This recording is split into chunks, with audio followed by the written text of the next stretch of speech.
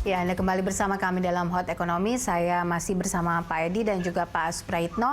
Pak Edi, ada beberapa catatan dari pengusaha soal job creation, kemudian yang BLT yang dianggap kurang efektif sampai saat ini, BLK maksud kami, kemudian juga soal exit policy tadi yang soal birokrasi dan juga harmonisasi yang belum cukup baik. Ini bagaimana ke depannya pemerintah mengadres soal ini? Ya, baik.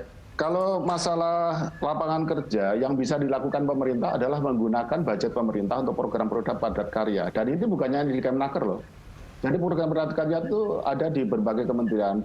Yang terbesar justru di PUPR ya. Kemudian ada di Kementerian Perhubungan, di Kementerian Pertanian, ada di Kementerian Kelautan Perikanan, ada di Kemendes ya. Karena dana desa kan diarahkan kepada padat karya tunai. Jadi poinnya adalah ada upaya penciptaan lapangan kerja yang bisa dilakukan pemerintah melalui anggaran pemerintah. Tapi kan penciptaan lapangan kerja itu yang terbesar di swasta. Nah, kemudian juga membeli produk ya, yang tadi sudah saya sebut, itu juga salah satu upaya. Nah, kalau menanggapi tadi masalah hambatan birokrasi, ini memang harus kita akui ya, kita punya masalah. Dan memang untuk para pengusaha seperti Pak Suprayitno dan teman-teman ini jangan segan untuk menyuarakan, Pak. Nanti kalau Bapak menyuarakan dari luar pemerintah, kami yang di dalam pemerintah itu kan juga ikut mendorong gitu ya, supaya nanti semakin saling menguatkan. Harus diakui kita punya masalah di situ. Kalau nggak gitu, nggak marah-marah dong presiden dong gitu kan gitu ya. Ya sebenarnya sih nggak marah gitu, jadi menegur lah gitu ya. Kayak Pak Presiden kan memang seperti itu gitu. Jadi menunjukkan bahwa itu diakui memang ada. Tapi satu hal adalah bahwa pemerintah melihat penanganan COVID dan pemulihan ekonomi ini sebagai satu kesatuan, dan ini saling tergantung, dalam arti pemulihan ekonomi sangat tergantung pada penanganan COVID gitu ya. Ini yang kita tidak bisa lupakan. Jadi ini mohon pengertian juga kepada teman-teman pengusaha, kemudian para pekerja, tenaga kerja ya. Jadi selama COVID kita belum bisa kendalikan secara baik dalam arti kasusnya menurun dan sebagainya, kita belum bisa membuka sepenuhnya perekonomian. Kita tetap akan menjalankan protokol-protokol kesehatan yang mau tidak mau akan berimplikasi pada kegiatan usaha. Itu kita nggak bisa hindari. Oke, Pak Edi, sedikit lagi. Tadi ada catatan soal sektor peternakan yang memang saat ini masih terhimpit. Apakah ada fokus-fokus yang dilakukan oleh pemerintah terhadap sektor-sektor tertentu untuk dalam waktu dekat ini? Jadi kalau arahan Presiden itu di rapat kabinet terakhir, rapat kabinet terbatas, itu ada 3 sebenarnya yang menjadi fokus beliau ya, yang kita diminta untuk, kita semua jajaran birokrasi diminta untuk mendorong. Yang pertama yaitu pangan. Nah, termasuk dalamnya peternakan tentu saja, karena pertanian itu kan artinya luas ya, ada meliputi pertanian, perkebunan, dan sebagainya. Yang kedua itu adalah industri, Pak.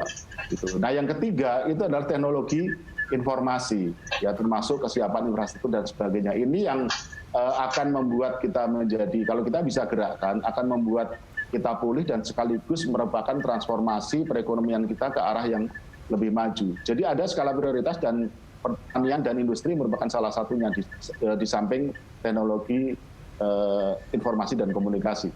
Oke, baik. Pak Suprayitno, tadi disebutkan ada 3 fokus Presiden menurut Pak Edi. Ada pangan, industri, dan juga teknologi informasi. Input Anda terhadap 3 sektor yang akan difokuskan oleh Presiden berpacu dengan waktu untuk menggeliatkan ekonomi kembali apa? Ya, sebenarnya hidup manusia itu harus tetap berlanjut di tengah COVID atau pandemi 19. Karena sebenarnya perubahan kehidupan itu merupakan keniscayaan. Ini justru menjadi peluang bagi perusahaan atau bagi pengusaha. Itu pertama harus ada new ways of work, cara baru untuk bekerja. Maka kemudian diimbangi dengan resiliensi atau ketahanan, lalu agility itu adalah merupakan kelenturan menghadapi situasi. Apapun yang akan dilakukan oleh pemerintah, setidak-tidaknya memang 2 hal yang bagi kami sepakat. Itu adalah yang disebut dengan strategi ekonomi kesehatan. Tanpa ekonomi, tanpa kesehatan tidak akan muncul. Karena ini makanya strategi ekonomi kesehatan supaya kita bisa keluar dari COVID-19. Apapun sektor itu, memang saat ini yang terpenting adalah bagaimana memberdayakan teman-teman, terutama yang terdampak itu, untuk nggak perlu skill-nya tinggi-tinggi. Karena nanti akan muncul menjadi kerawanan sosial, tapi moga-moga jangan. Artinya bahwa yang menjadi persoalan di sini itu adalah mereka-mereka yang tidak punya skill mau kemana-mana juga susah.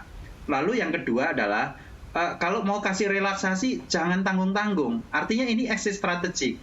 Sudah ada policy tapi tidak ada eksekusi, menurut kami sama aja. Jadi harus ada job creation, kita tunggu bagaimana investasi masuk, regulasinya masuk.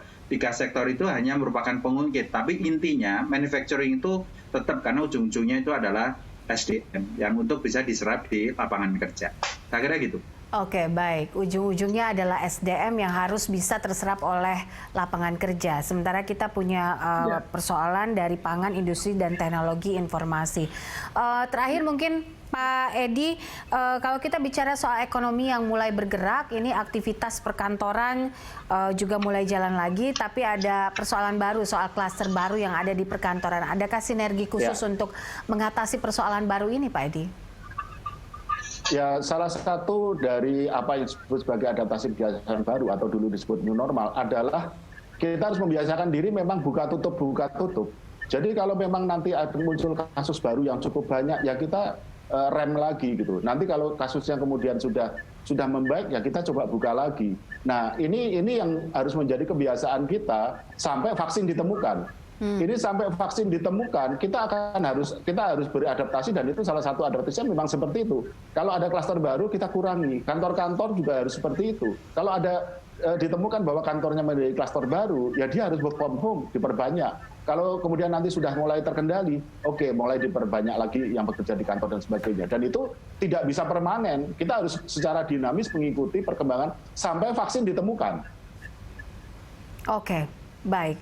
Terakhir mungkin Pak Edi, Pak Suprayitno, soal prioritas ini. Kalau tadi kita bicara soal klaster baru dari perkantoran, soal prioritas di sisi manufaktur dan juga industri. Karena kita kalau berkaca kepada misalnya Singapura yang saat ini sudah resesi, kan mereka hanya bergantung kepada pariwisata misalnya dan juga manufaktur. Sementara Indonesia ini punya ruang lingkup yang besar begitu.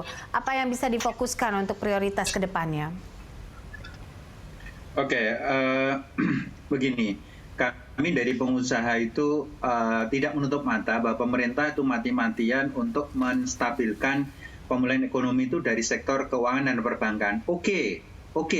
Tapi kalau kemudian over liquid mau kemana? Ujung-ujungnya kan harus itu liquid. Maka kemudian mari pemerintah berpihak kepada padat karya. Karena padat karya itu, kenapa di Jawa Tengah itu investasi masih mending? Karena upah minimumnya juga lebih rendah daripada Jakarta maupun Jawa Barat.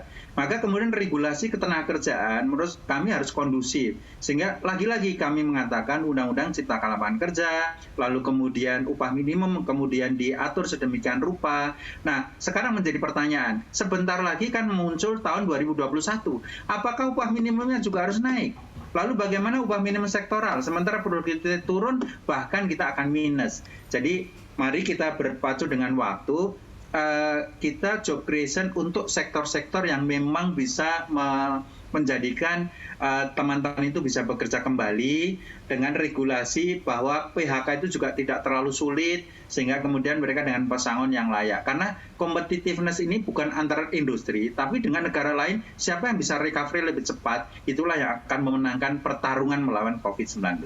Baik, oke. Terima kasih Pak Suprayitno dan juga Pak Edi untuk informasi dan juga waktunya bersama kami dalam Hot Economy kali ini. Dan pemirsa, sampai di sini kebersamaan kita dalam Hot Economy. Tetap jaga jarak dan pakai masker. Anda bisa mengirimkan informasi dan saran ke email kami di redaksi @berita1.tv atau follow kami via Twitter, Facebook, YouTube, dan Instagram. Saya Poppy Zaidra. Terima kasih. Sampai jumpa.